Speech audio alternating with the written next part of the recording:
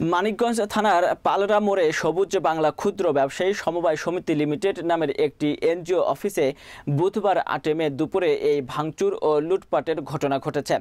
নিজস্ব প্রতিবেদক আবুল কালাম আজাদের প্রতিবেদনে থাকছে বিস্তারিত।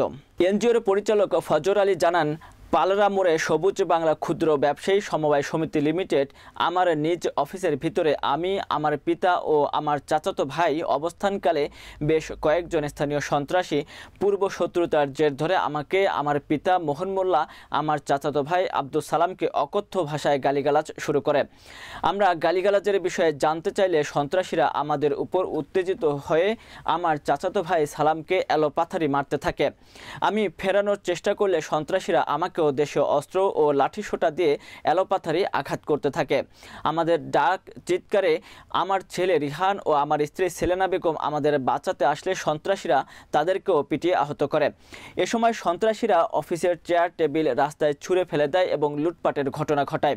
এরপর স্থানীয়রা এগিয়ে এসে ঘটনাস্থল থেকে আমাদের উদ্ধার করে মানিকগঞ্জ সদর হাসপাতালে নিয়ে গেলে কর্তব্যরত চিকিৎসক প্রাথমিক চিকিৎসা দিয়ে সকলকে ছেড়ে দিলেও ফজর আলীর ছেলে রোহান গুরুতর আহত হয়। কর্তব্যরত চিকিৎসক তাকে হাসপাতালে ভর্তি রাখেন।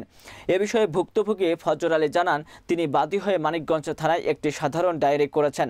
তবে মানিকগঞ্জ সদর থানার কর্মরত ইনচার্জ হাবিল হোসেন জানান, অভিযোগ পেয়েছে আইনগত ব্যবস্থা প্রক্রিয়াধীন। আমার নাম ফজর আলী।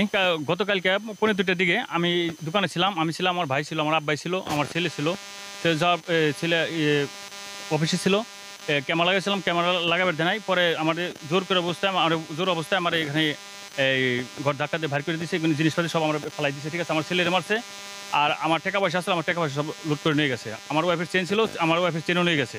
আমার ভাইয়ের টাকা আসলে 2 লাখ, একটা চেন ছিল গলায়, সবই নিয়ে গেছে লুটপাট করে। আমার নাম আব্দুল সালাম, আমাদের সভাপতি আক্কাস কাকা, ওনার সাথে কথা বলতেছেন। পরে আমিও কথা বলছি, বলার পরে নয়া কাকা আবার বলছে, মানে আক্কাস কাকা যে নয়া কাকা, উনি বলছে এ বিষয় নিয়ে তোমরা গ্যাঞ্জাম না করো, করো সমাজে মাতবরের কাছে যা জানাও।